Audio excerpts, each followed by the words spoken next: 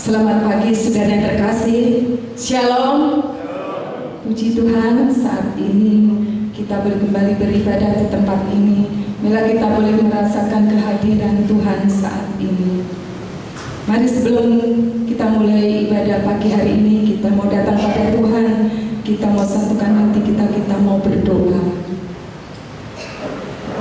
Bapa yang baik, kami bersyukur kalau pagi hari ini Tuhan Engkau memberikan kami kesempatan untuk kami beribadah kepadamu Tuhan. Bila waktu yang ada ini Tuhan, kami mau bergunakan Tuhan untuk memuji dan memuliakan nama Engkau, untuk kami menyembah Engkau Tuhan. Terlebih kami boleh mendengarkan sabdamu. Terima kasih Tuhan Yesus. Kiranya Tuhan Yesus Engkau urapi Tuhan setiap kami yang datang pada pagi hari ini Tuhan. Biarlah Tuhan hadirat-Mu boleh kami rasakan Tuhan.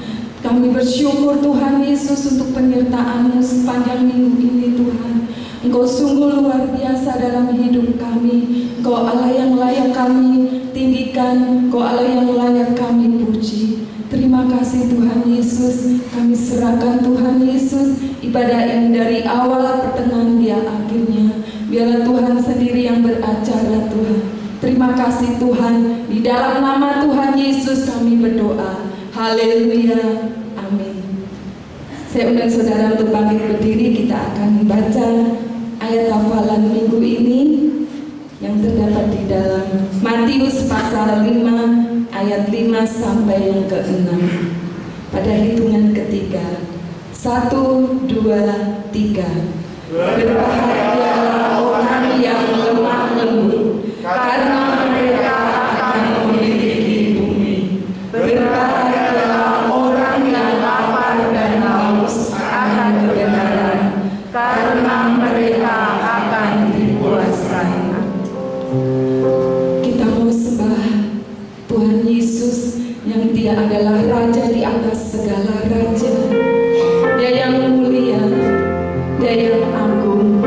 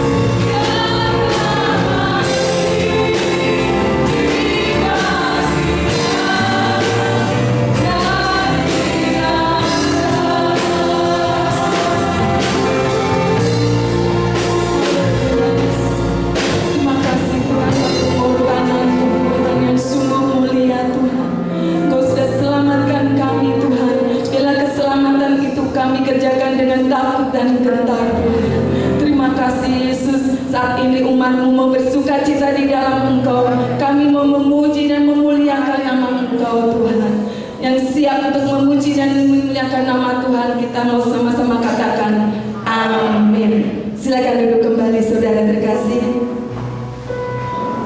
Puji Tuhan, saat ini kita mau bersyukur karena kita sudah ditebus oleh darah Yesus yang mahal. Dan biarlah kita mau selalu hidup memuliakan nama Tuhan. Kita mau angkat pujian kita. Kami terima.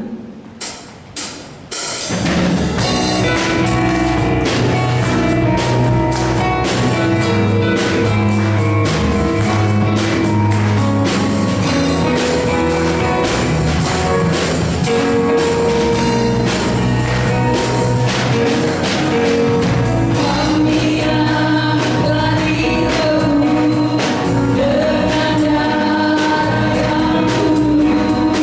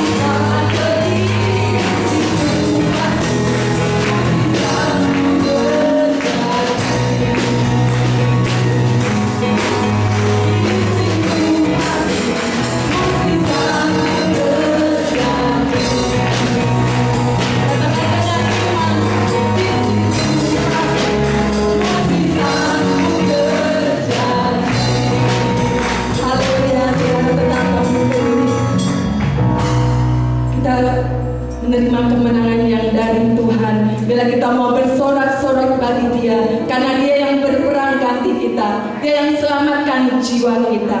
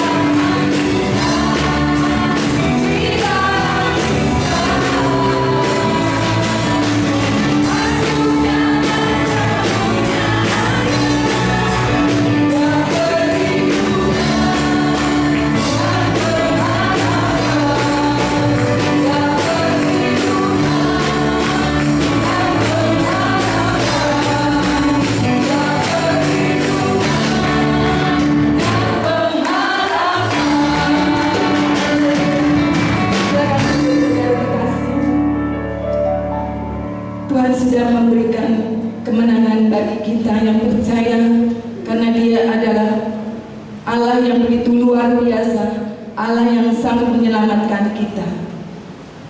Sebentar kita akan memberikan korban persembahan.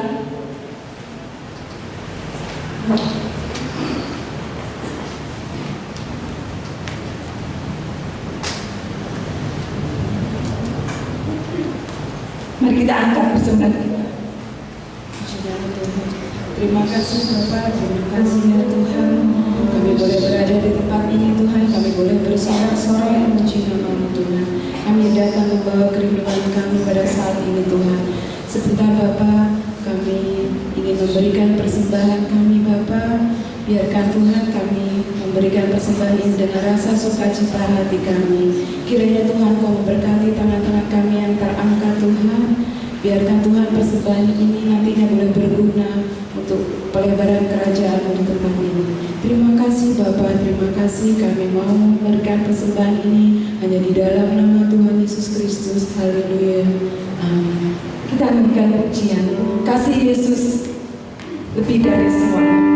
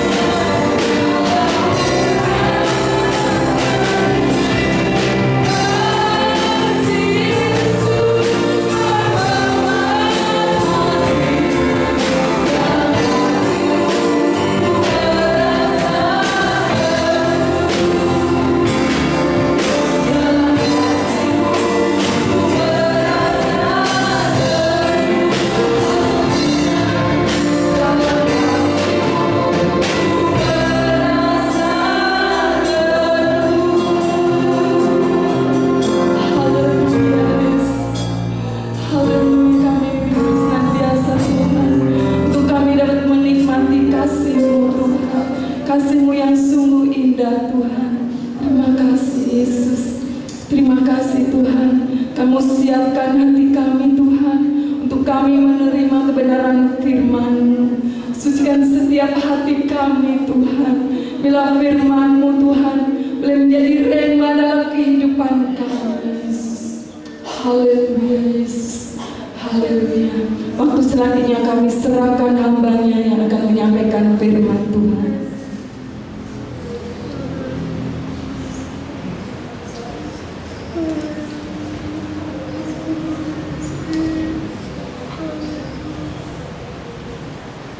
Kami berterima kasih kepada Tuhan Yesus, karena kasih Tuhan Engkau datang ke dunia ini.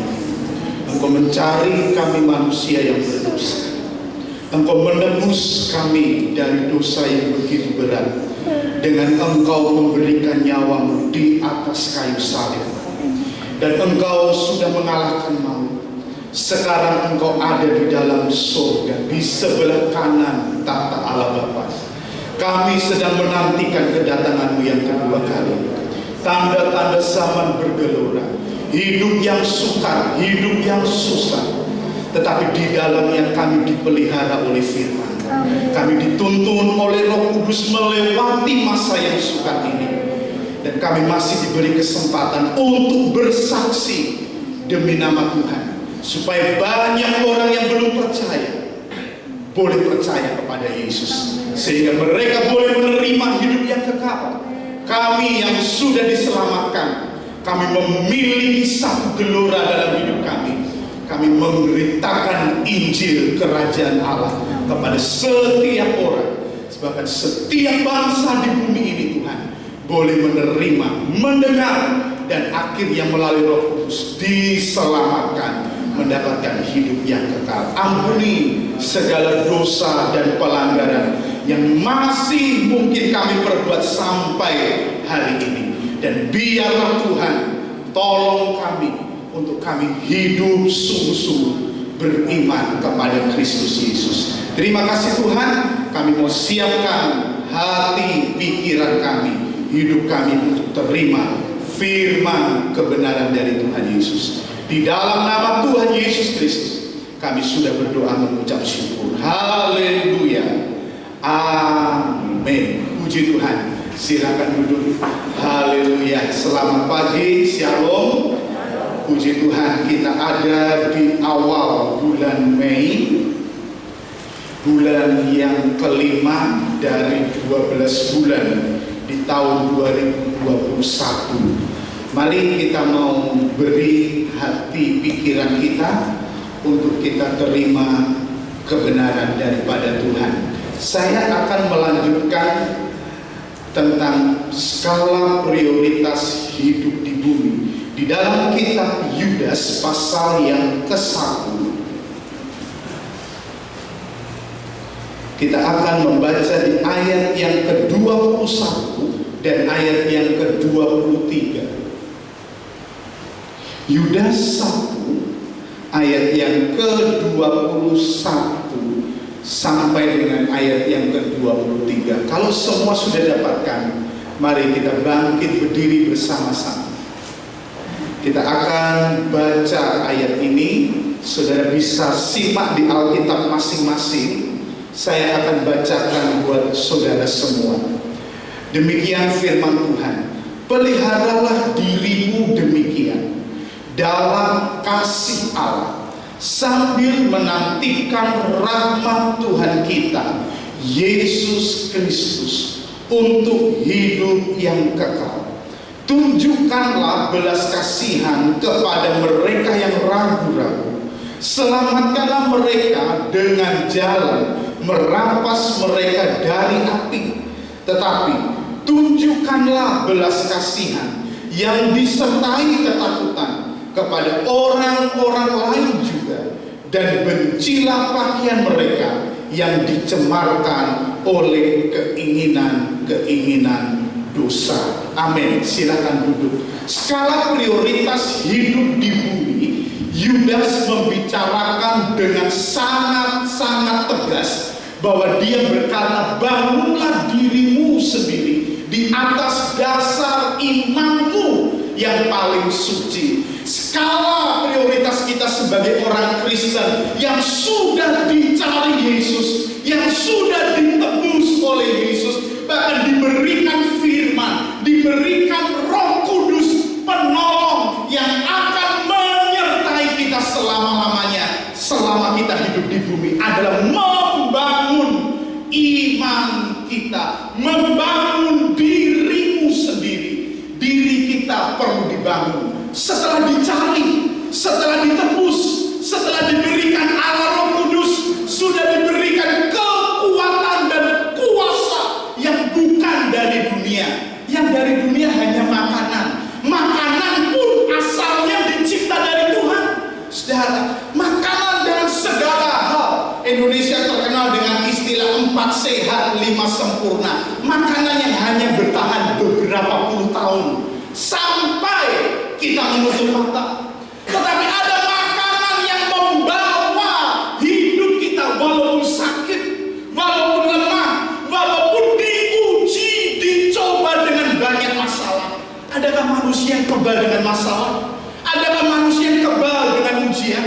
Tidak.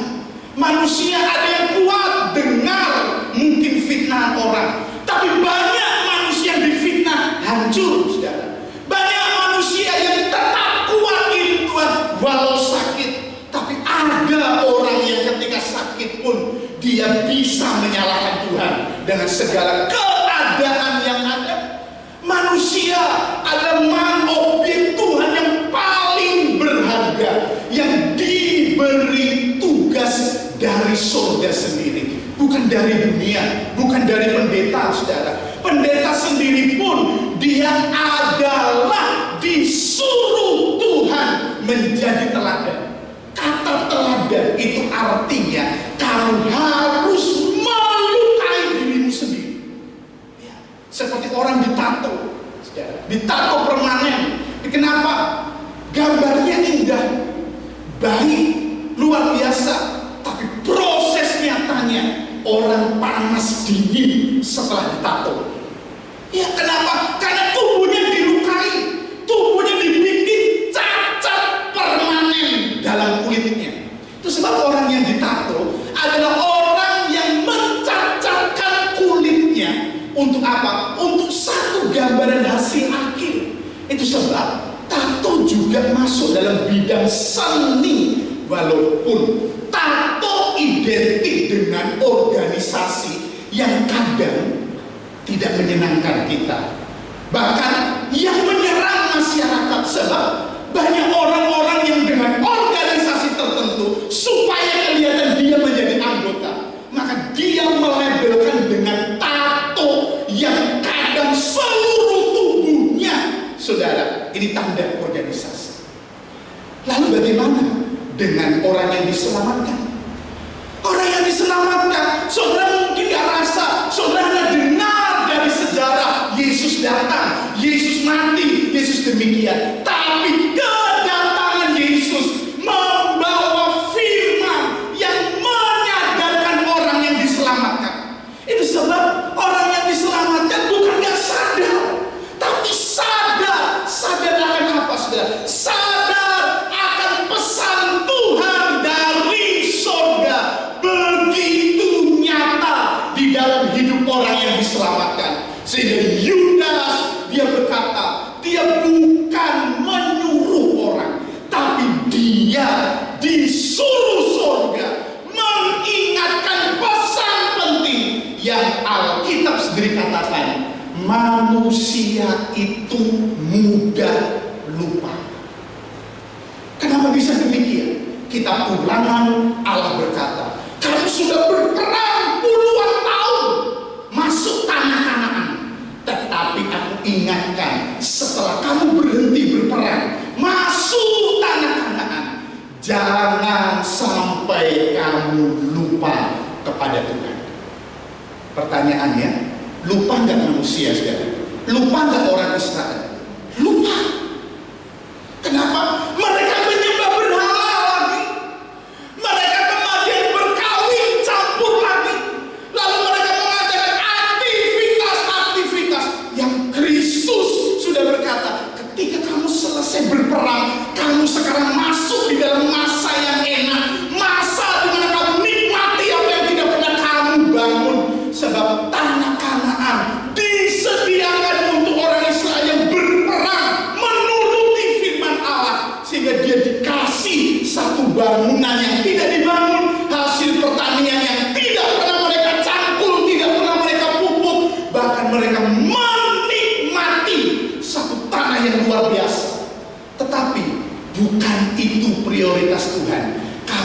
menikmati kemenangan, kamu enak, kamu makan, kamu gak berperang lagi, kamu dijagai lagi, kamu boleh menikmati semuanya dengan baik. Bukan itu perintah surga. Perintah surga apa, saudara? Jangan lupa tetap beribadah kepada Tuhan Yesus. Jangan lupa hidup di dalam kebenaran Kristus.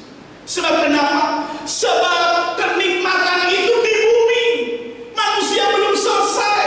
Kenapa? Karena sejak jatuh di dalam dosa Adam dan Hawa, Tuhan sudah tetapkan bahwa manusia bukan hidup kekal di bumi, tetapi hidup kekal di langit baru, bumi yang baru. Mereka menyelesaikan satu pertandingan. Jangan mudah dialihkan fokus hidup kita di bumi ini. Bumi ini bisa kasih kita kesenangan, bisa kasih kita keenakan, bisa kasih kita kenyamanan. Tetapi bumi ini licik, menjaga kenyamananmu, mengganti keenakanmu, mengganti kesemuanya itu dengan hidup kekal yang dirampas ketika kita menikmati hidup di bumi ini. Raja Daud, saudara, dia pernah dirampas oleh dunia ini. Enak kok. Kenapa? Engkau sudah punya istri, itu yang lebih muda, itu yang lebih bagus, itu yang lebih seksi, itu yang lebih demikian. Bawa dia yang demikian, lalu dia membawanya, lalu dia membunuh suaminya, lalu dia hidup jauh dari Tuhan, dirampas oleh Tuhan. Begitu dirampas oleh dunia ini, begitu hebatnya. Itu sebabnya, saudara, hari ini Tuhan masih kirim hamba-hambanya, bukan untuk menyenangkan daging kita. Allah masih akan beri kita bisa nikmati dunia ini, tetapi Tuhan juga beri peringatan. Dikatakan apa? Bangun dirimu sendiri atas dasar iman. Kenapa? Iman ini membuat kita tidak mudah dikecoh oleh dunia ini. Dunia kasih semuanya, tapi dunia punya tawaran. Ya, sudah dikasih enak, tapi sudah dikasih untuk tidak bisa datang ke Tuhan. Ya, banyak orang begitu enak di dunia, tapi dibikin lupa datang kepada Tuhan Yesus. Dibikin lupa untuk kembali kepada Tuhan. Karena apa?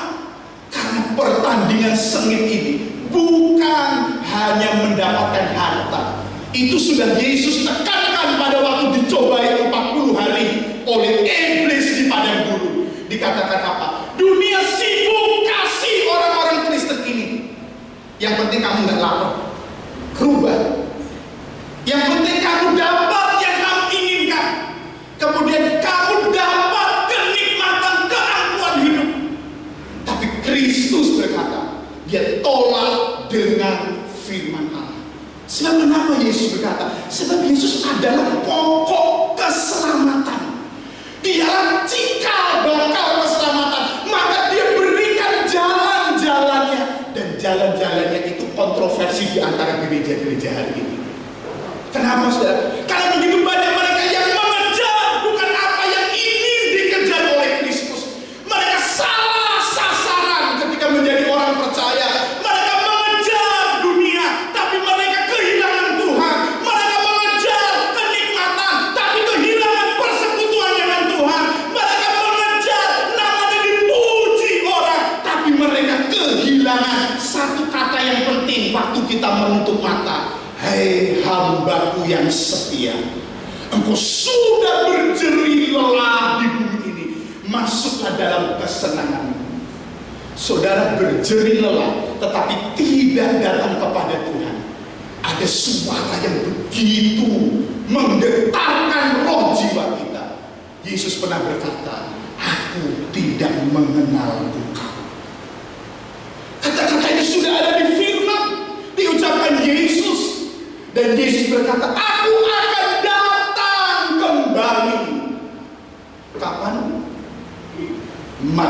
disuruh lewat rasul, lewat nabi, lewat Yesus sendiri. Dia berkata, tinggallah di dalam aku dan firman-Ku tinggal di dalam kamu. Tanda firman di dalam kita apa? Iman kita dibangun. Saudara, dibuat membaca firman, karena iman itu akan menjelaskan. Ada orang di bumi ini tanya, jelaskan siapa Yesus, jelaskan sorga, jelaskan keselamatan, kenapa hanya di dalam Yesus saja, sehingga orang akan ngerti. Jelaskan. Itu sebab sekarang saudara diizinkan Tuhan marah.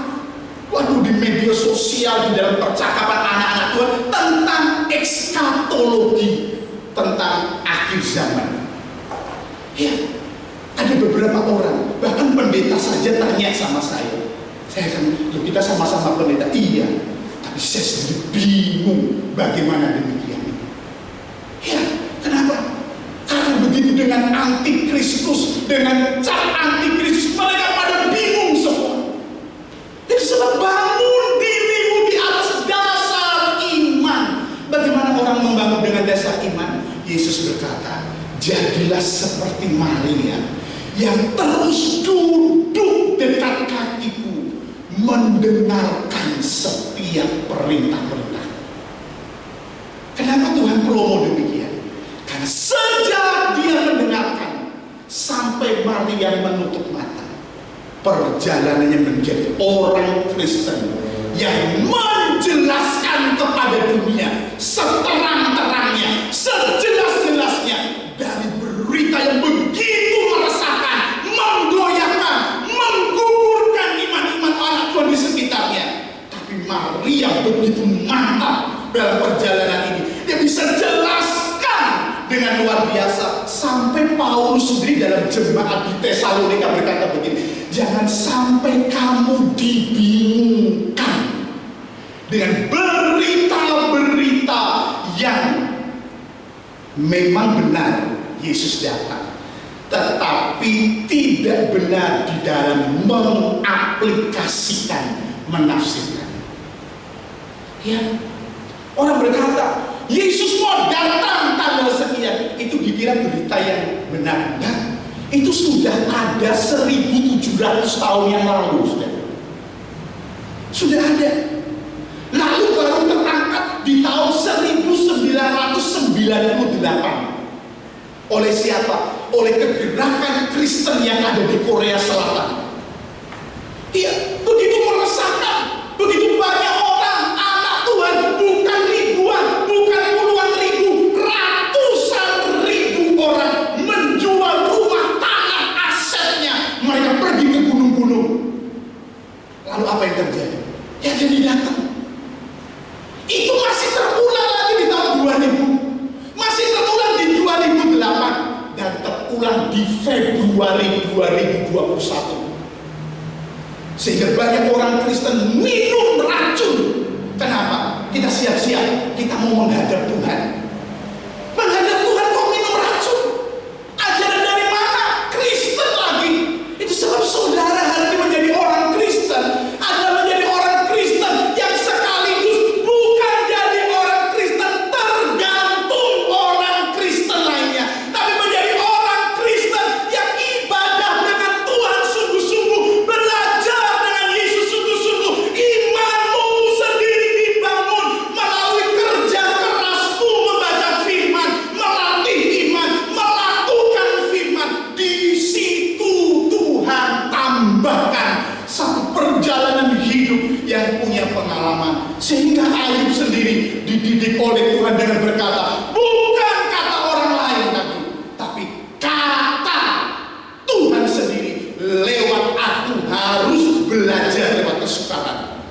Lalu ada perempuan Samaria yang Yesus datang tengah terik matahari. Apakah Yesus punya konsep hanya kebetulan lewat? Tidak. Yesus tidak pernah punya konsep kebetulan, tapi Yesus hidup dengan teratur. Dia datang, aku harus pergi ke Samaria. Murid-muridnya cegah, gak bisa. Aku akan ketemu seorang wanita. Seorang wanita ini akan karena mendengar, dia bangun dirinya sendiri. Bagaimana orang bisa membangun dengan mendengar firman Allah menjadi alatnya Tuhan? Langkah apa yang pertama? Langkah yang pertama, dia mengaku dosanya. Allah bereskan. Bagaimana orang beriman? Orang beriman tidak asal bangunan ditumpuk kelihatan jadi diplester, dibegini, ditutupi barang indah, jadi megah. Enggak. Tuhan katakan, kamu dibangun dengan urutan yang begitu megah dan kuat. Sehingga orang yang beriman, orang yang mendengar firman Allah, langkah yang pertama adalah apa? Dosanya diakui kepada Tuhan. Dan dosanya dibereskan kepada Tuhan. Saudara, tanpa pengakuan pemberesan dosa, saudara membangun apa saja walaupun itu kebenaran. Tapi Tuhan katakan, tapi kebenaran yang belum diterima dengan sesungguhnya. Sebab kenapa? Sebab kebenaran itu membereskan hidup yang paling penting. Kebenaran itu tidak menipu orang yang mendengar, tapi kebenaran dengan orang yang mendengar. Yang mendengar itu menerima kebenaran, dan kebenaran itu dia insafkan dosa kita. Itu begitu luar biasa. Itulah tugas rasul-rasul, hamba-hamba Tuhan yang sejak Alkitab mereka dilempari batu sampai Stefanus sendiri sebagai martir setelah hari Pantekosta. Dia dilempari batu. Tapi sebelum dilempari batu, saudara lihat, semua orang yang benci firman melihat muka Stefanus, dikatakan apa? Mukanya seperti malaikat Tuhan. Tuhan kasih gambar. Orang benci, kenapa? Kenapa orang benci sama firman? Karena hanya mendengar, tapi tidak mau dibereskan dosanya. Sedangkan Stefanus, dia berbicara kenapa dengan keras? Karena dia menyadarkan manusia, jangan hanya sedang dengar firman-Nya, tapi engkau tidak mau membereskan dosamu. Kenapa? Karena itulah Stefanus yang dengan yakin, dia mantap, dia ceritakan dari perjanjian lama. Maka dalam Kisah Para Rasul di dalam ayat yang pasal 6, pasal 7, kesaksian Stefanus di hadapan orang yang benci firman, benci Allah, dia bersaksi dengan kekuatannya. Tapi dia juga melihat Stefanus waktu selesai. Itu sebab dia melihat langit, ada Yesus yang sedang menyambutnya dia pulang. Dikatakan, aku melihat anak Allah di langit, dikatakan di sebelah kanan Allah. Kenapa dia lihat? Karena dia menyelesaikan hidup yang begitu luar biasa. Saudara sudah dipanggil sebagai orang Kristen. Saudara sudah dipanggil untuk menyelesaikan hidup saudara. Sehingga dengan ada satu judul buku yang 10 tahun lalu, karena dengan kata finishing well, mengakhiri dengan baik. Kita jadi Kristen, kita nggak kekal di bumi ini, tapi kita sedang ikut Yesus. Kenapa? Mau mengakhiri hidup kita dengan baik, melewati masa yang sukar membingungkan. Tapi saudara nggak bingung, tapi menjelaskan kebingungan yang ada di bumi ini. Karena saudara punya berita yang iman saudara bangun dengan luar biasa. Ya, dan itu sebabnya jemaat diajak bukan bergantung lewat rasul, lewat hamba-hamba Tuhan. Terkutuklah hamba-hamba Tuhan yang senang bukan mengajar jemaat jadi dewasa, tapi mengajar jemaat justru nggak tahu apa-apa, dibawa ke arah yang mungkin bahkan tidak punya pegangan dalam hidup. Di dalam ikut Tuhan justru bukan kepastian yang ditambah, tapi yang dibawa kebingungan. Lewati masa-masa ini bukan tambah optimis, tapi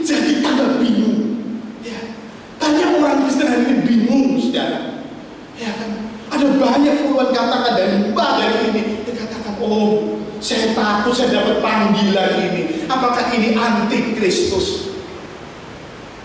Saudara, begitu kasihan. Ya.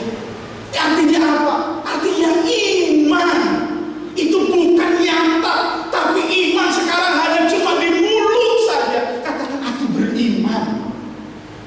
Tapi kalau iman itu nyata, maka iman itu firman Allah memberi penjelasan dengan fakta bumi yang membingungkan hari-hari ini. Disitulah Yudas katakan, bangun dirimu sendiri di atas iman yang paling suci. Kalau masalah tawaran sudah lagu kuno, yuk ikut jalan ini lebih enak ini. Itu sudah kuno, saudara. Tetapi kuno nggak kuno, tapi itu senjata iblis nawarin daging. Yuk ikut jalan ini lebih gampang. Ya, jalan dosa lebih gampang, jalan demikian. Tapi di situ firman Allah berbicara. Kau mempunyai iman dasar yang begitu kuat. Berdoa dalam Roh Kudus sudah kemarin. Sekarang yang kedua, prioritas ini Yudas katakan di dalam ayat yang ke-20, peliharalah dirimu. Sudah dibangun, sudah. Capek gak bangun iman? Sudah capek. Orang yang capek itu tandanya berusaha. Iya. Tetapi ketika capek, dia berkata apa? Tapi dia tetap berusaha. Gak ada yang gak capek. Saudara, dunia saja capek. Atlet saja capek. Saya kemarin lihat itu di Sragen, atlet-atlet nasional bobel Indonesia yang kemarin itu disuruh diberhenti waktu di All England. Ya kan? Di Sragen 4 hari, saudara. Mereka semua orang pelatnas pergi ke lapangan Sragen itu. Salah satunya cedera. Ya. Tapi di dalam cedera dikatakan, pelatihnya katakan cedera, tapi cedera buat mental ikut cedera. Lalu bagaimana? Tetap aktivitas, pemanasan tetap, lomba tetap. Kenapa? Dia dianggap menjadi seorang militer di lapangan. Walaupun sakit, dia harus berani mati di tengah lapangan. Sebab saudara lihat atlet kita yang kemarin sampai cedera itunya waktu Asian Games di Jakarta. Ya kan, saudara, ginting itu, saudara. Pak Presiden melihat, sudah sakit. Orang katakan sakitnya yang belum kelihatan itu sakitnya parah sekali. Itu orang biasa sudah langsung angkat bendera, tapi dia masih kuat lanjutkan 10 menit sampai benar-benar dia sudah nggak bisa berdiri. Sudah ditekankan apa? Ditekankan sama pelatih, kamu atlet, kamu rela mati di lapangan. Itu sebab orang Korea yang terkenal itu sudah Kristen, badminton sampai dibawa di ICU, di lapangan sampai nggak berdaya. Sudah, mereka dilatih sedemikian rupa. Kenapa? Bertanding. Kalau orang sudah, ya udah relakan aja lah, kalah nggak apa-apa. Tapi mereka bukan dilatih langsung manja begitu, enggak. Buktikan sampai kamu nggak bisa apa-apa. Walaupun sakit tetap berdiri, tetap melangkah. Yesus pernah katakan dalam firman Allah, mereka semua bertempur untuk mendapatkan mahkota yang bisa layu, dan mereka bertempur hebat luar biasa sampai dia berhenti nggak bisa. Tapi saudara, kita dalam hidup ini bertempur di dunia ini karena ada iblis dan kuasa dunia ingin keselamatan kita berhenti, diserahkan sama dia. Ya, itu sebabnya hebat, luar biasa. Hal kita mengajak kita, mari bangun dirimu sendiri. Gak berharap dengan orang, tapi benar-benar berharap kepada Kristus Yesus yang begitu luar biasa. Dan sekarang dikatakan, peliharalah dirimu di dalam kasih Allah. Kita lihat Yohanes 15 ayat 9, 10. Yohanes pasal 15 ayat 9, 10, kemudian kita sambung ayat 12 sampai ayat 17. Dikatakan begini, seperti Bapa telah mengasihi aku, demikian juga aku telah mengasihi kamu. Tinggallah di dalam kasihku itu. Jikalau kamu menuruti perintahku, kamu akan tinggal di dalam kasihku, seperti aku menuruti perintah Bapakku dan tinggal di dalam kasihnya. Ayat 12 sampai 17. Inilah perintahku, supaya kamu saling mengasihi seperti aku telah mengasihi kamu. Tidak ada kasih yang lebih besar daripada kasih seorang yang memberikan nyawanya untuk sahabat-sahabatnya.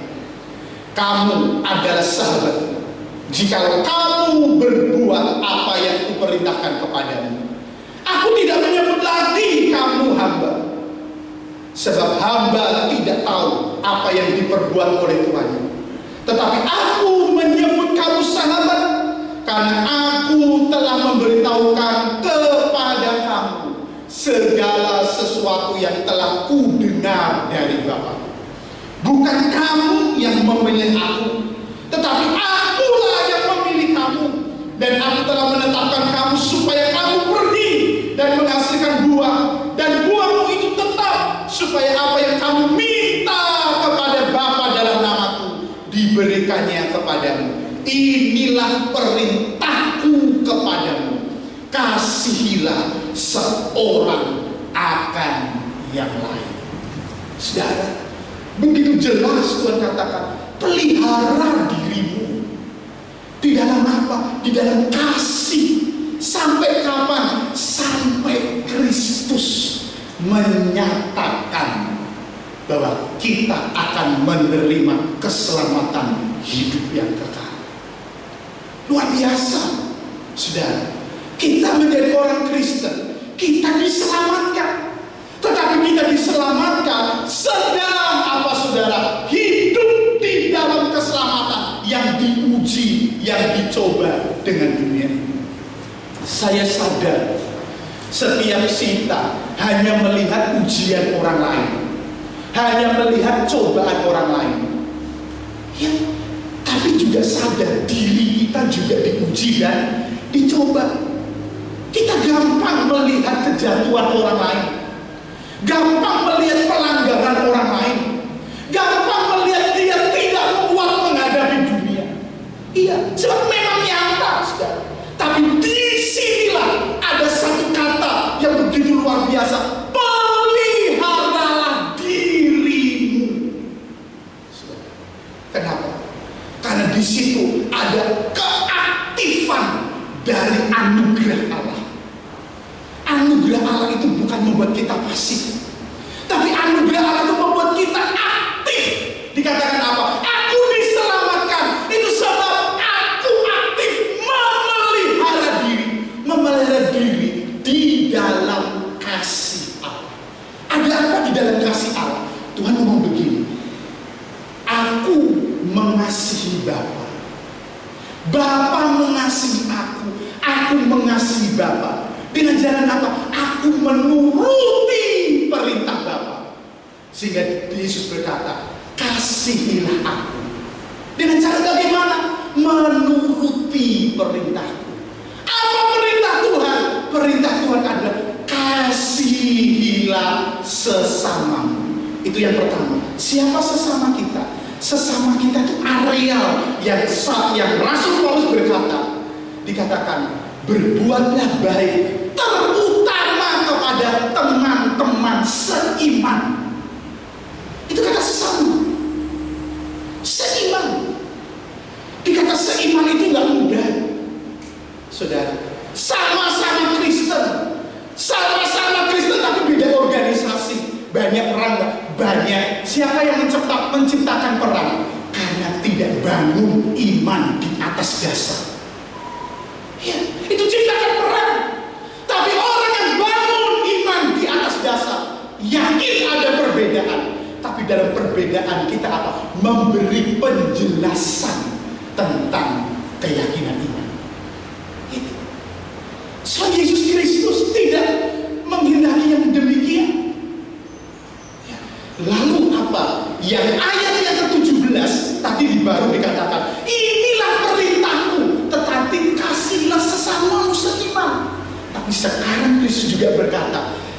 kasihilah seorang akan yang lain. Ada dua hal perintah yang begitu sangat dominan. Kasih sesamamu. Mudah kasih seiman, saudara? Enggak. Mudah kalau saudara tidak ada benturan, tidak ada gesekan. Mudah. Tapi begitu ada gesekan, mudah kan mengasihi? Tidak. Tapi justru disitulah Tuhan kata, peliharalah dirimu. Kenapa? Itu menjadi bukti. Kenapa? Orang-orang percaya itu adalah orang-orang percaya yang mengikuti jejak Yesus Kristus. Saudara, ikuti jejak Yesus Kristus. Yesus Kristus pernah berkata kepada muridnya, ditanya dia noleh, kamu mau ikut aku? Iya. Sangkal dirimu dan pikul salib. Kenapa sangkal diri? Muridnya berkelahi, siapa yang terbesar nanti di surga ya? Siapa yang duduk di sebelah kiri kanan? Ramai mereka rebutan. Yesus tahu sesama murid sendiri saja mereka gesekan. Apalagi anak guru Yohanes dan Yakobus. Ibunya berkata, izinkan ya Tuhan, nanti anak-anakku duduk di sebelah kiri dan kanan. Yesus berkata, aku tidak tahu itu keputusan Bapa, tapi aku mau berkata, itu berarti kamu tidak akan pergi ke situ. Sebab yang pergi ke situ dia tidak ramai di tengah jalan. Murid-muridnya gesekan, siapa yang terbesar di antara kita? Maka Yesus katakan, maka Yesus ambil handuk, dia langsung berlutut, ambil baskom, lalu dia cuci kaki murid-muridnya satu persatu. Murid-muridnya bingung, mereka saling gesekan, mereka ingat firman Allah, yang terbesar di dalam kekekalan, yang di dalam bumi ini melayani Tuhan. Melayani Tuhan itu melayani apa? Melayani Tuhan itu ikut perintah-perintah Tuhan. Yang terbesar di surga, ada yang di bumi ini ikuti perintah-perintah Tuhan yang begitu ajaib. Maka ada ayatnya, 1 Yohanes 5 ayat yang ketiga, saudara. Di sana Alkitab berkata begini, 1 Yohanes 5 ayat yang ketiga, sebab inilah kasih kepada Allah, yaitu bahwa kita menuruti perintah-perintahnya. Perintah-perintahnya itu tidak berat. Itu sebab menjadi Kristen tidak ditentukan dengan kemantapan kita ngomong, aku orang Kristen. Enggak. Benar saudara, Kristen hanya mantap suaranya. Tetapi orang Kristen yang mantap dalam hidup kekristenannya adalah kenapa? Mungkin dia nggak banyak ngomong, tapi hanya satu saja, sama perintah Tuhan dia nurut, saudara.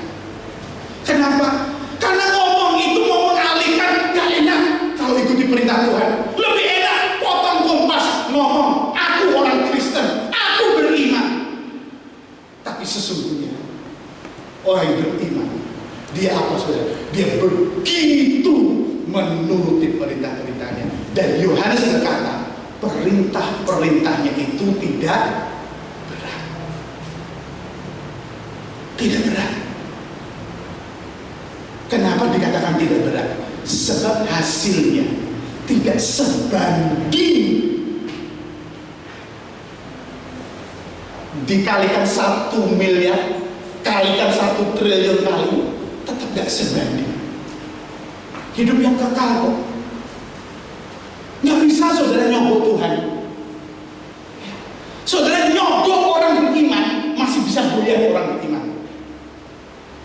Tapi orang beriman yang pikul salib, dia tidak bisa disogok. Dia begitu kuat apapun. Kenapa? Karena yang didapat adalah hidup yang kekal. Hidup yang kekal ini gak bisa ada bandingannya. Yang Alkitab jelas katakan kok, mata belum pernah lihat. Saudara hari ini saya bisa. Di mana saudara tanya anak cucu yang pintar itu media. Gak usah pergi ke dunia, sekarang handphone. Pak mau lihat Disneyland di Amerika, diputar tinggal diketek Disneyland. Ini loh indahnya kayak begini. Sekarang bagaimana? Disneyland di Hong Kong dan di Jepang merugi akibat corona, saudara. Sebab kenapa? Karena pemeliharaan itu berat sekali. Semuanya indah, canggih, tapi ketika nggak ada pemasukan, nggak ada bisa perawatan pemeliharaan, selesai, saudara. Iya, itu sebab kita masih mendengar di Indonesia, kita bisa beli, tapi pemeliharaan sulit. Itu sebab membahayakan nyawa. Kenapa? Kita bisa naik pada yang kelihatan baik, tapi karena tidak dipelihara, dirawat, ya, tahu-tahu jatuh, saudara. Orang katakan kenapa? Human error. Tapi kenapa? Karena biaya perawatan itu mahal. Ya, naik motor enak masih baru, tapi melihara motor yang lama tapi seperti baru, itu saudara butuh sesuatu. Dipelihara. Siapa yang pelihara kita? Firman. Bagaimana firman? Firman itu adalah apa? Menuruti perintah-perintahnya. Kita boleh dikatakan Kristen, tapi pelihara Kristen sesungguhnya itu berat, saudara. Kenapa? Lewati dunia tempat uji coba begitu banyak, luar biasa. Tapi orang yang disadarkan, dia akan datang kepada Tuhan. Tuhan, aku sudah lama di dunia, nggak ada apa-apanya di dunia, enak ya kayak gitu, semua cuma kayak begitu. Tetapi akhirnya datang kepada Tuhan, akhirnya sadar dunia tidak bisa apa-apa. Dan disitulah Yohanes berkata, inilah kasih sang Allah. Perintahnya nggak berat, sebab dihubungkan dengan hidup yang kekal. Tetapi sesungguhnya, kenapa sampai ada orang Kristen yang murtad ikuti jalan setan-setan? Kenapa sampai ada orang menyangkal Yesus? Ada orang yang menukar Yesus dengan jabatan, menukar Yesus dengan kekayaan, menukarkan Yesus mungkin dengan jodoh. Kenapa? Sebab perintahnya itu tidak berat, sebab memang hubungannya dengan kekekalan. Tetapi kalau tidak dihubungkan dengan kekekalan, hanya dihubungkan dengan fakta di bumi ini, lebih enak ikuti jalan dunia. Itu sebab kata Yesus, kalau mau ikut aku, menyangkal diri. Dalam bahasa itu apa? Dalam bahasa itu mengalihkan. Memang enak ikuti dunia, tetapi dialihkan. Tapi kalau kehilangan hidup yang kekal, karena nggak mau, Alkitab katakan manusia ditentukan satu kali akan mati, dan setelah itu dihakimi. Ya, pelihara dirimu. Bagaimana pelihara diri? Menuruti firman Tuhan. Kasihi sesamamu, kasihi satu yang lain yang bukan sesama dengan kita. Disitulah bentuk kasih Allah yang begitu luar biasa. Yesaya 40 ayat 31. Nabi Yesaya berkata, seperti kata Yudas, peliharalah dirimu sambil menantikan. Yesaya 40 ayat yang ke-31. Tetapi orang-orang yang menanti-nantikan Tuhan, berarti dia menuruti Tuhan, dia mengikuti firman Allah. Orang-orang yang menanti-nantikan Tuhan, apa saudara? Mendapat kekuatan baru. Mungkin banyak orang katakan, aduh aku dunia dulu sulit, aku tak resign dulu. Sebab apa? Aku tak ikut perintah dunia dulu, sebab gak enak ikut Tuhan. Tapi justru di dalam Alkitab katakan, orang yang menanti-nantikan Tuhan, karena dia ikuti, dia nurut Tuhan, dikatakan dia mendapat kekuatan baru. Kekuatan untuk apa, saudara? Kekuatan untuk menuruti perintah-perintah Tuhan. Mereka seumpama raja wali yang naik terbang dengan kekuatan sayapnya. Mereka berlari tidak menjadi lesu, mereka berjalan dan tidak menjadi menjadi lelah. Hidup ini capek di dunia. Tapi kalau saudara pelihara menuruti perintah Tuhan, Tuhan katakan orang yang menuruti perintahku mendapat kekuatan baru. Dia berlari, dia punya tujuan kok hidup ini. Kenapa? Berlari-lari kepada panggilan ilahi. Dia jalan gak jadi lelah lesu. Saudara, dia dalam hidup ini corona ya di mana-mana. Sragen ada klaster lelayu. Ya saudara, Pati begitu banyak orang klaster mudik nekat. Banyak orang takut. Ya memang ada orang yang takut pokoknya hidup. Ya kan, ada orang yang prinsip mati sudah diatur Tuhan. Itu prinsip dia. Tapi prinsip kita kenapa? Hidup itu anugerah Tuhan. Kamu harus mempertahankan jalan hidup. Memang aku pasti mati, tapi aku mau hidup selama hidup harus mau dipakai Tuhan. Ya. Aku harus hidup menuruti kehendak Tuhan. Kenapa? Aku hidup di bumi ini untuk orang-orang di sekitarku juga. Kenapa? Karena aku percaya Tuhan, supaya orang-orang juga mengalami berkat. Itu kita hidup tanggung jawab dengan Tuhan. Ya. Kita hidup karena anugerah diselamatkan. Kita nggak mau hidup macam-macam, tapi hidup mau menuruti Tuhan, mau dipakai maksimal oleh Tuhan. Orang mau dipakai maksimal, mesti sakit, ya. Mesti capek. Ya, sudah pelayan Tuhan, katakan masih dia capek. Katakan begini, kadang saya nyuruh begini, capek. Panggil siap, tapi kadang siap, saya berkata siap tangan gitu. Kenapa? Ikut Tuhan itu capek, saudara. Tapi Tuhan capeknya dalam arti apa? Capeknya itu dalam satu kemuliaan di dalam hati mengikuti kehendak Tuhan. Karena yang dirindukan apa? Dirindukan keselamatan bukan milikku, keselamatan juga jadi milikmu. Orang kalau sudah begitu, hidup gak akan dibatasi di dunia ini. Kenapa? Karena sudah selamat, ingin melihat orang lain selamat, maka hidup itu gak akan capek. Ya, walaupun diri capek, diri lemah, aduh ini alasan, aduh mau berdiri aja, aduh mau melayani begini. Tapi karena selamat dan senang lihat orang diselamatkan, hidup ini menjadi begitu kira-kira. Ya, luar biasa. Seperti Raja Wali yang naik terbang, dia berjalan. Siapa contohnya? Saya mau akhiri dengan contohnya Bapak Abraham. Kejadian pasal 22 ayat 1 sampai 3. Ikut Tuhan umur 75 tahun. Umur 100 baru dapat anak. 25 tahun capek mempertahankan. Sudah tua, istrinya tertawa lagi. Aku nenek-nenek mau dapat anak, udah dapat anak. Sekarang sudah dapat anak, sudah dirawat 15 tahun. Udah gede, udah remaja. Sekarang Tuhan datang sama Abraham. Kejadian pasal yang ke-22 ayat 1 sampai 3. Setelah semuanya itu Allah mencoba Abraham.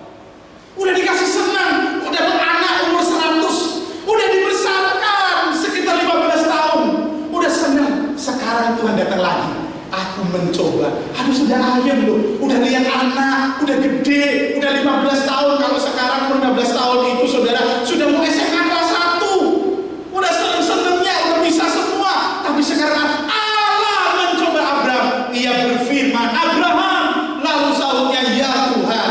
Ayat 2, firman-Nya, ambillah anakmu yang tunggal itu, yang engkau kasihi, yaitu Ishak. Pergilah ke tanah Moria. Tanah Moria itu artinya, kata Moria itu bodoh. Maka yang ke situ dikatakan orang bodoh. Tapi itu lembah bodoh. Disuruh dia ke situ dan persembahkanlah dia di sana sebagai korban bakaran pada salah satu gunung yang akan kukatakan kepadamu. Ayat 3. Keesokan harinya, pagi-pagi, bangunlah Abraham. Keselamatan belum dijanjikan, tetapi Abraham sudah bersikap seperti orang yang diselamatkan oleh Tuhan. Kenapa? dia percaya kepada Tuhan. Dia ikuti firman dengan mantap. Itu sebab dia katakan Bapa orang beriman. Selama sekitar 50 tahun hidupnya ikut firman Allah dengan mantap. Ya. Baru setelah Yesus Kristus datanglah surga. Bagimu datang juru selamat dunia. Dari bayang-bayang saja nenek moyangnya sudah punya sikap yang begitu hebat, luar biasa Abraham. Dia belum beragama Kristen, tidak agama Kristen, yang adalah agama Zoroaster. Agama Zoroaster adalah agama apa? Yakin aku ada, mesti ada yang menciptakan aku. Makanya dikatakan kepada aku percaya kepada Allah yang tidak punya nama. Tapi akhirnya karena dia beriman, Musa tanya, Tuhan, kalau ditanya siapa namanya, aku adalah aku, Allah Abraham, Ishak, Yakub. Menjadi bayang-bayang. Kenapa? Karena dia mantap ikuti firman Allah, menuruti perintah Tuhan. Saudara, sudah diberikan Yesus. Cuma ujian kita akhir zaman ini, Tuhan katakan akan datang masa yang sukar. Tapi Tuhan katakan bangunlah diri di atas dasar iman. Pelihara dirimu di atas firman Allah. Bagaimana melihara? Menuruti perintah Tuhan. Saudara, melihara diri bukan sekedar jaga imun. Jaga imun memelihara, tapi ketika menuruti firman, saudara akan juga menuruti Tuhan. Dan Tuhan berkata, turuti perintah pemerintah. Dari pemerintah suruh datang protokol kesehatan, jaga jarak, pakai masker, ini jaga imun. Jadi jaga imun terhisap. Karena apa? Karena kita menuruti Tuhan. Orang menuruti Tuhan, Tuhan juga berkata-katakan, turutilah pemimpin-pemimpin perintah-perintah pemerintah. Karena pemerintah adalah wakil Tuhan juga untuk menjaga kita. Saudara, mari kita pelihara diri kita. Turutilah perintah-perintah daripada Kristus Yesus. Seperti Abraham, dia turuti perintah Tuhan. Pagi-pagi dia pergi. Lalu bagaimana istri dan anak? Orang tidur bertanya. Tapi orang yang menuruti perintah Tuhan selalu bisa memberi penjelasan luar biasa. Pak, mana dombanya? Kayunya sudah ada, ininya. Abraham dengan yakin, nah, Tuhan menyuruh kamu menjadi korbannya. Kalau tidak, kejar-kejaran Abraham sama Ishak di gunung, saudara. Aku gak mau, aku jadi korban. Aku gak mau. Dari situ kita lihat orang yang menuruti perintah Tuhan, di dalam relasi keluarga pun dia memiliki relasi yang luar biasa. Anak pun bisa menurut sama orang tua. Itu pelajaran yang hebat. Nah, kamu sendiri nggak ditulis, kenapa? Pasti bukan kejar-kejaran, karena dia orang beriman menuruti perintah Tuhan.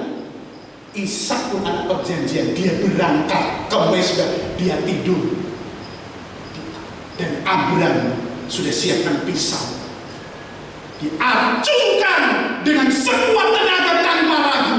Dengan tenaganya, di situ suara Tuhan yang menahan pisaunya. Abraham, sudah ku ketahui hatimu.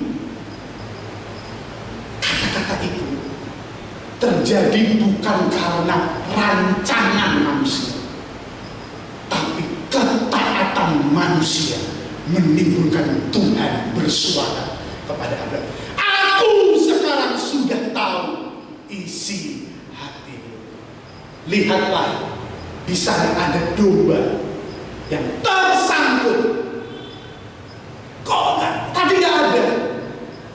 Ada Tuhan Maha Kuasa. Tuhan adakan hal yang luar biasa. Kalau kita pelihara diri dengan menuruti firman Allah, saudara juga akan melihat orang yang menuruti firman Allah. Tuhan berkata di gunung ini, Abraham, aku adalah Allah Yehova Yireh, Allah yang mengadakan yang tidak pernah terpikirkan oleh manusia, diadakan oleh Tuhan. Jadi kita memelihara diri, artinya apa? Kita ikut Tuhan, kita ikut Tuhan menuruti perintah Tuhan. Dari Tuhanlah Yehova Yireh yang mengadakan segala keperluan, kebutuhan kita di bumi. Dalam rangka apa? Bersaksi memuliakan Kristus Yesus. Dia Allah yang turun tangan mencukupi keperluan kebutuhan kita.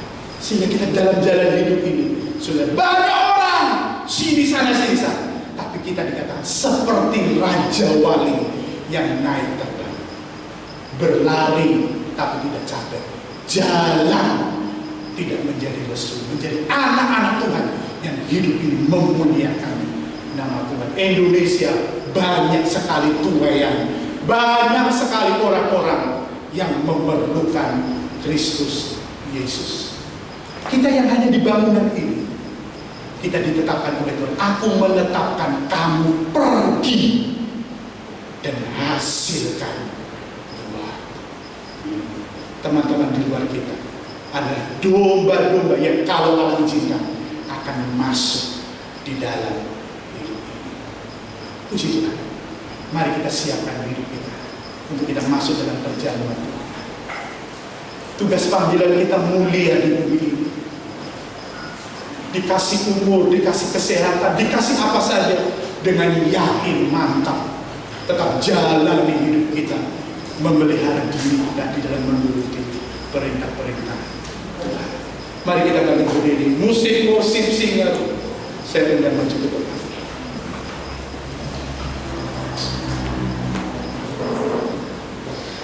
Saudara buka roti, ambil.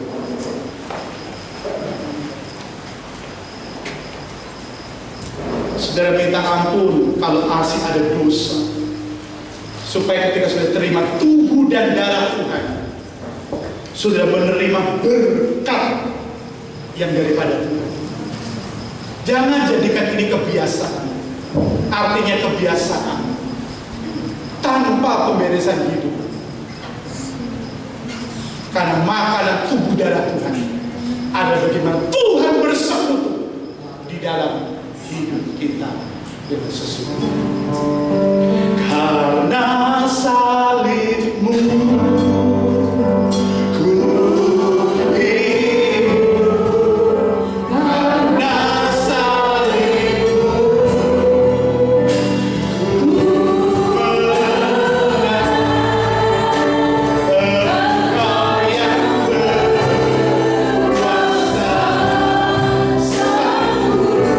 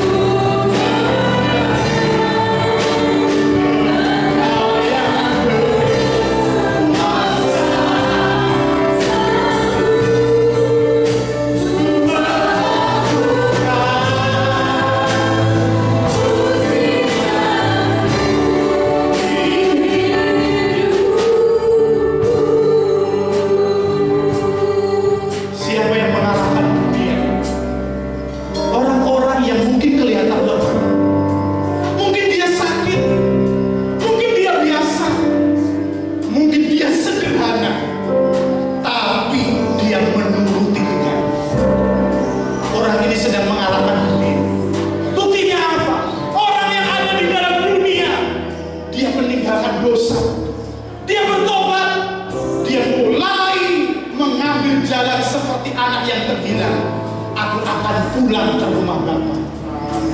Dia akan cari Yesus. Mungkin kita masih sehat kuat, tapi belum tentu bisa kalahkan dunia. Tapi orang yang mengalahkan dunia adalah orang yang beriman dan dia menuruti Tuhan.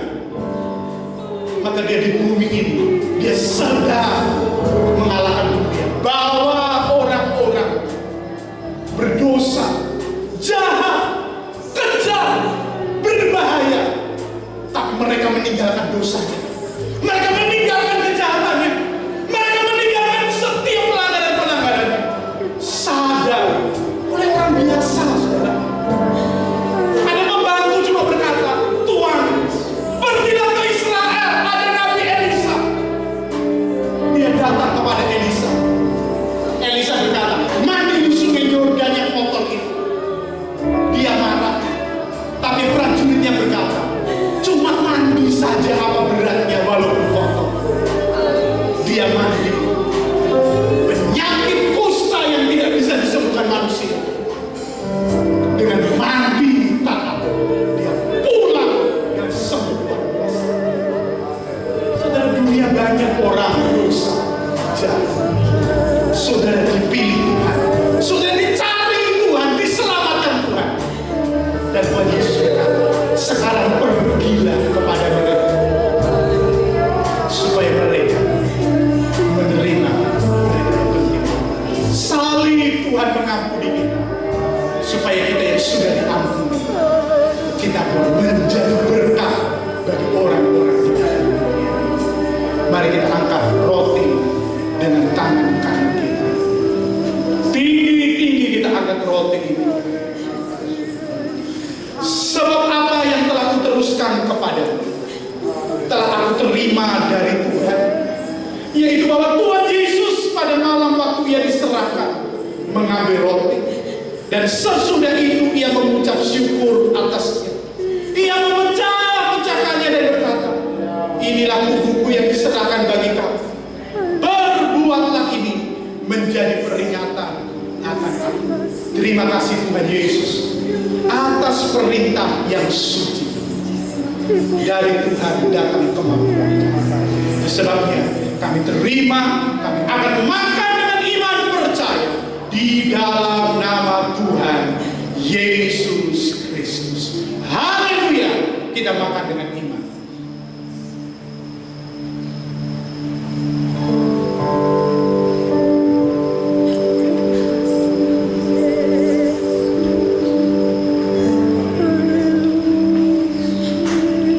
Terima kasih buat tubuhmu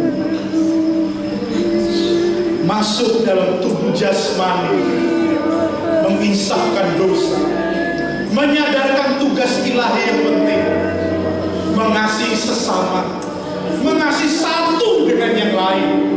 Dengan itu kami memelihara diri kami untuk tetap di dalam keselamatan Yesus Kristus. Kita angkat anggur dambang dari Yesus. Demikian juga ia ambil cawan. Sesudah makan lalu berkata, cawan ini ada perjanjian baru yang dimeteraikan oleh darah. Perbuatlah ini setiap kali kamu meminumnya, menjadi peringatan akan aku. Sebab setiap kali kamu makan roti ini dan minum cawan ini, kamu memberitakan kematian Tuhan sampai ia datang. Terima kasih buat darah. Kami akan minum dengan iman percaya di dalam nama Tuhan Yesus Kristus. Haleluya. Kita minum dengan iman.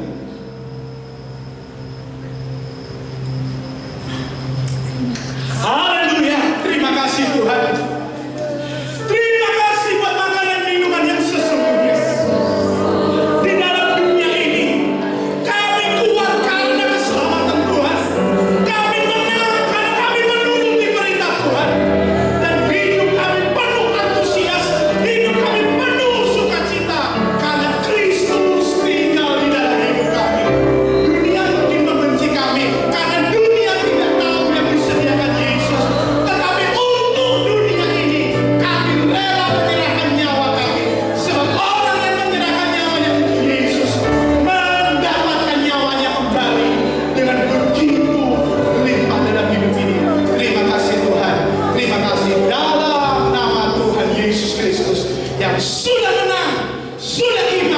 dan sudah sungguh-sungguh percaya kepada Yesus Kristus, bersama-sama kita berkata, amin. Tuhan Yesus berkati.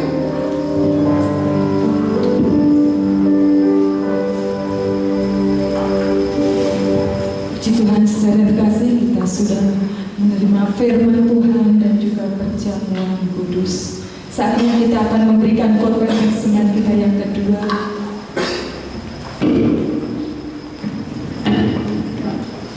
Mari kita mau angkat amplop persembahan kita dan kita berdoa. Terima kasih Tuhan, kami kembali datang kepada Engkau. Tuhan, kami mengangkat tangan kami, Tuhan, membawa korban persembahan. Tuhan Yesus, kami mau belajar yang terbaik untuk hormat kemuliaan nama-Mu Tuhan. Sucikan, kuduskan persembahan ini Tuhan. Layakkan Tuhan Yesus supaya persembahan ini Tuhan boleh Tuhan berkenan di hadapan Engkau.